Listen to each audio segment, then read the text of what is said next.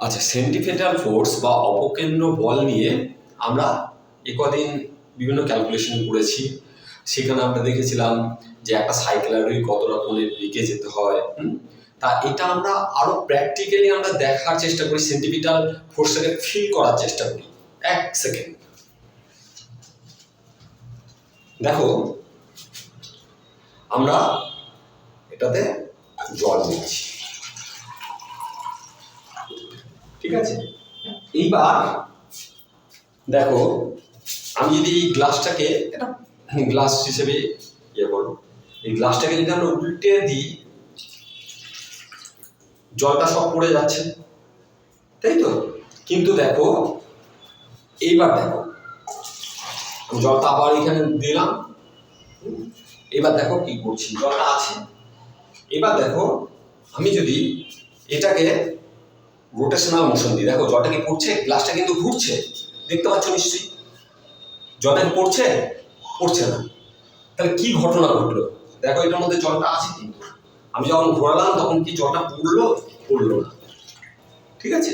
তাহলে কি ঘটনা ঘটলো যে জলটা পড়লো না? আর যখন প্রথমে আমি এই যে এইভাবে ঢালছি, তখন জলটা কেনই বা পড়ে যাচ্ছে? এই ব্যাপারটা আসছে।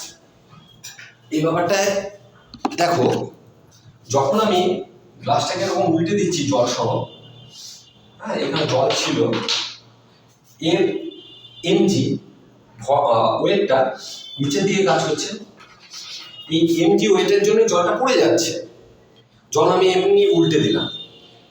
এবার কথা হচ্ছে, যখন আমি এটাকে এই গ্লাসটাকে আমি ঘোরাচ্ছি, আর সার্কুলার উল্লম্ব সার্কুলার মধ্যে ঘোরাচ্ছি, হ্যাঁ, এইভাবে যখন ঘোরালাম, এইভাবে হোক বা এইভাবে হোক, যেভাবে ঘোরালে তাহলে জলটা পড়লো না।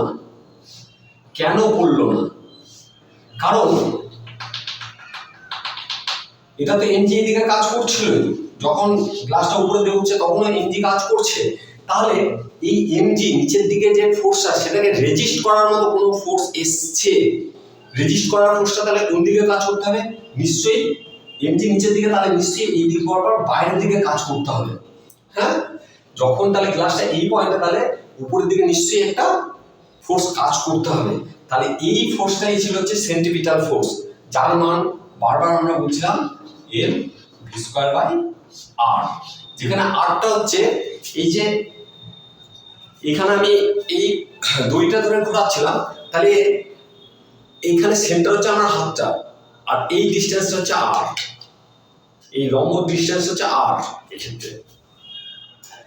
তাহলে আমার ব্যালেন্স কন্ডিশনের জন্য, মানে ন্যূনতম কত ভেলোসিটিতে আমি যদি গ্লাসটাকে ঘোরাই, এই যে ঘোরাচ্ছিলাম, ন্যূনতম কত ভেলোসিটিতে ঘোরালে জলটা পড়বে না, তার জন্য কি করতে হবে? এই এমজির সাথে M V square by R কে ইকুয়াল করতে হবে।